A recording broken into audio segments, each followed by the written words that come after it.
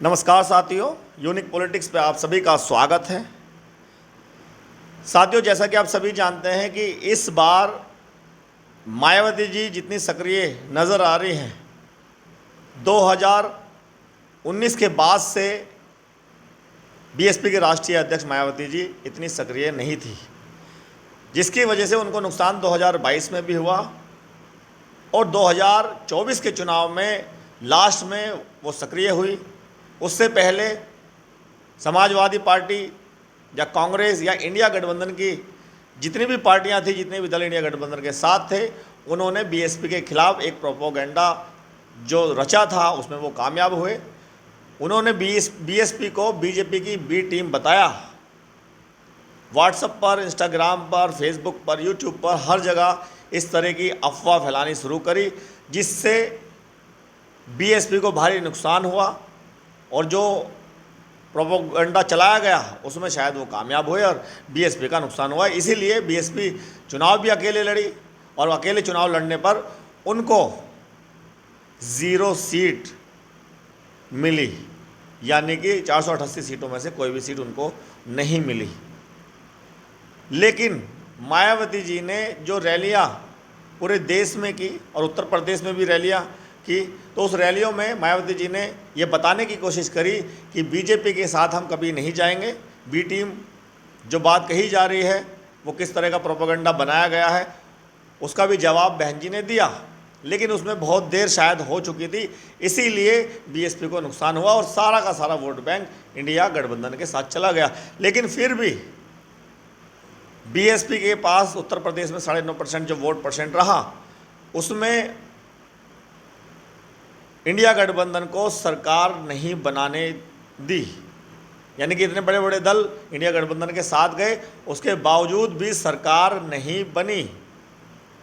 और जब विश्लेषण किया तो उसमें 16 सीट तो ऐसी थी जिसमें बीएसपी को इतनी वोटें मिली कि अगर उसको इंडिया गठबंधन में जोड़ दिया जाए तो 16 सीटें और बीजेपी की कम हो जाती और शायद एनडीए की सरकार भी नहीं बनती।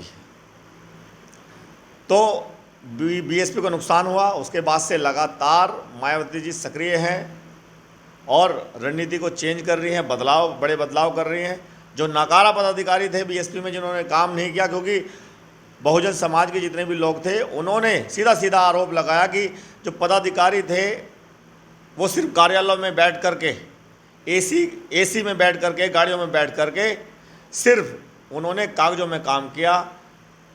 पहले कैडर कैंप होते थे, लोगों से मिला जाता था, ऐसा उन्होंने बिल्कुल नहीं किया। जो पैदल चलने वाले लोग थे, साइकिल से जाने वाले लोग थे, गली मोहल्ले में चले जाते थे और लोगों से मिलते थे, उनको अच्छा लगता था, ऐसा पदाधिकारियों ने नहीं किया। तो पदाधिकारियों पर उंगलियां बहुत सारी उठाई गई, जिसमें मायावती जी ने ऐसे ऐसे पदाधिकारी को अब नियुक्त किया है जो कि ईमानदार हैं, मेहनती हैं और जिनको मायावती जी ने टिकट भी दिया था 2024 में सांसद का, उनको भी बड़े बड़े पद दिए। उसमें इंदू चौधरी भी हैं, उसमें धारा सिंह प्रजापति भी हैं। तो ऐसे प्रत्याशी जिन्होंने ईमानदारी से चुनाव भी लड़ा और पूरी मेहनत की और उनको लाखों में वोट मिली, ये बात अलग है कि वो जीते नहीं, लेकिन उनकी ईमानदारी दिखी। तो मायावती जी ने ऐसे पदाधिकारियों को, ऐसे प्रत्याशियों को जिम्मेदारी दी और वो अब मिशन से जुड़ करके काम कर रहे हैं। तो बड़े बदलाव तो हुए हैं। और जब गठबंधन की बात कही जा रही थी कि गठबंधन से अगर बीएसपी चुनाव लड़ती है तो बीएसपी को फ़ायदा होगा, लेकिन आप सभी जानते हैं, सभी चैनलों पे भी ये चला और ये सीधा सीधा दिखा भी कि समाजवादी पार्टी नहीं चाहती थी शायद बीएसपी गठबंधन में आए, इसीलिए बीएसपी के पास कोई चारा नहीं था। और अगर राष्ट्रीय पार्टी, इतनी बड़ी पार्टी, अगर वो चुनाव न लड़े, ये भी मूर्खता वाली बात होगी। इसलिए मायावती जी ने पूरे देश के अंदर चुनाव लड़ा और 488 सीटों पे चुनाव लड़ा। हार या जीत तो होती रहेगी, अगर कोई पार्टी भी नहीं बनती है उसको भी चुनाव लड़ना पड़ेगा अगर आगे बढ़ना है। चाहे वो दो वोटें लेकर आए, 10 वोट लेकर आए, 1000 लेकर आए, तो चुनाव तो लड़ना पड़ता है। राजनीति में लड़ाई जो है वो तो करनी पड़ती है, जब तो आगे बढ़ा जाता है।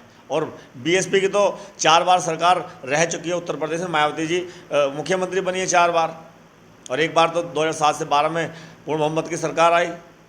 और उत्तर प्रदेश के अंदर ही 4 बार मुख्यमंत्री बीएसपी से मायावती बनी। लेकिन अब पूरे देश के अंदर मायावती जी ने अपना जनाधार बढ़ाने के लिए काम करना शुरू कर दिया है। ये सच्चाई है। आकाश, पहले तो बहन जी अकेली थी, लेकिन अब अकेली नहीं है, अब आकाश आनंद जी भी हैं, और आकाश आनंद को युवा और बुजुर्ग दोनों ही पसंद कर रहे हैं। जब उत्तर प्रदेश में उनकी बारी आई चुनाव प्रचार करने की, तो उन्होंने तहलका सा मचाया। सारे बीएसपी के समर्थक, युवा, और बल्कि जो बीएसपी के समर्थक भी नहीं है वो भी आकाश आनंद के बोलने के तरीके को पसंद कर रहे थे। एक नेता वाली जो बात उनके अंदर थी उसको पसंद किया, और लोगों की मांग पर मायावती जी ने फिर से उनको उत्तराधिकारी और राष्ट्रीय कोऑर्डिनेटर बना दिया है। अब हरियाणा में आप सभी जानते हैं, हरियाणा में इनेलो पार्टी के साथ उन्होंने गठबंधन कर लिया है। 37-53 का ये गठबंधन हुआ है, 90 सीट वहाँ पर है। वहाँ जोरों से तैयारियाँ चल रही हैं, और आकाश आनंद और आनंद जी लगातार समीक्षा कर रहे हैं। हर जगह जा कर के जितने पदाधिकारी उनके ज़िले में जिलाध्यक्ष हैं उनसे बात कर रहे हैं किस तरह से बीएसपी के जनाधार को बढ़ाना है और सीटें वहाँ पर इस बार लेकर आनी है। और ये उम्मीद भी है कि 37 सीटें अगर उनको मिली हैं तो वो बेहतरीन प्रत्याशी ढूंढ रहे हैं, उनको फ़ायदा इस बार हरियाणा में ज़रूर मिलेगा। पहले भी एक विधायक शायद उनका बीएसपी का था, लेकिन इस बार गठबंधन से है तो ज़्यादा विधायक उनके आ सकते हैं। वो तो समय बताएगा कितने आएंगे, लेकिन तैयारी जिस तरह से वो कर रहे हैं वो बढ़िया तैयारी है। उसके अलावा उपचुनाव की अगर हम बात करें, हमने पहले भी बात की, उपचुनाव में मायावती जी अकेले चुनाव लड़ सकती हैं और पूरी ताकत से चुनाव लड़ेंगी, और जिम्मेदारी होगी सभी बीएसपी के जिलाध्यक्षों की, कोऑर्डिनेटर की। उनको बोल दिया है कि अब तुम्हें ईमानदारी से काम करना है, और अगर वो ईमानदारी से काम करते हैं तो हो सकता है बीएसपी उपचुनाव में भी सीट जीत जाए। देश के कोने कोने में, यानी कि देश के हर राज्य में बीएसपी ने अपना जनाधार बढ़ाने की प्लानिंग रणनीति बना ली है। एक व्यक्ति ने कमेंट करके ये कहा था कि कहाँ बीएसपी का जनाधार बढ़ा है। तेलंगाना की अगर बात करें तो 2018 में क्या था तेलंगाना में बीएसपी का वोट परसेंट, और 2023 में वहाँ पर 1.5% लगभग वोट परसेंट बीएसपी का रहा। तो अलग राज्य है तेलंगाना में बढ़ा, तो उनको मैं जवाब दे देता हूँ। तो बीएसपी सारे राज्यों में अपना जनाधार बढ़ाने की कोशिश कर रही है, और जितनी छोटी पार्टियाँ होंगी उनके साथ शायद गठबंधन करके जो बहुजन समाज की पार्टियाँ हैं उनके साथ वो गठबंधन बीएसपी कर सकती है। जो वहाँ की क्षेत्रीय पार्टियाँ हैं, जो कांग्रेस और बीजेपी की जो नीतियाँ हैं उनके खिलाफ हैं, उनके साथ नहीं है, उनके साथ बीएसपी गठबंधन कर सकती है, उनको साथ ले सकती है। इस तरह से पूरे देश में वो गठबंधन से चुनाव लड़ सकती है, और आने वाले समय में 2029 में हो सकता है कि थर्ड फ्रंट के साथ बीएसपी केंद्र का चुनाव लड़े और सत्ता भी हासिल करे, क्योंकि आकाश आनंद कह रहे हैं लगातार कि हम सारे राज्यों में सरकार भी बनाएंगे। अब अगर हरियाणा की बात करें तो हरियाणा में अगर इनेलो और बीएसपी का गठबंधन हुआ है, वहाँ अगर सरकार बनती है तो अब चौटाला वहाँ पे मुख्यमंत्री होंगे, लेकिन सरकार तो मानी जाएगी वो बीएसपी की है। जब बीएसपी के समर्थन से बन रही है या गठबंधन से बन रही है, तो इस तरह की सरकार बीएसपी सारे राज्यों में बनाने की कोशिश करेगी, और केंद्र में फिर थर्ड फ्रंट बना करके, तीसरा मोर्चा बनाकर फिर केंद्र में फिर एनडीए भी होगा, और फिर इंडिया भी होगा, और फिर बीएसपी के नेतृत्व में, अभी नाम तो पता नहीं, लेकिन पीडीएम की बात चल रही है कि पीडीएम होगा, यानी कि पिछड़ा दलित मुस्लिम, ये भी एक थर्ड फ्रंट हो सकता है। उसके बाद लड़ाई जो होगी वो त्रिकोणीय होगी, और जो बहुजन समाज के लोग हैं लगभग 125 करोड़ देश के अंदर, वो अगर एक साथ आ जाएंगे तो बीएसपी की सरकार केंद्र में आसानी से बन सकती है। बहुत बहुत धन्यवाद, नमस्कार।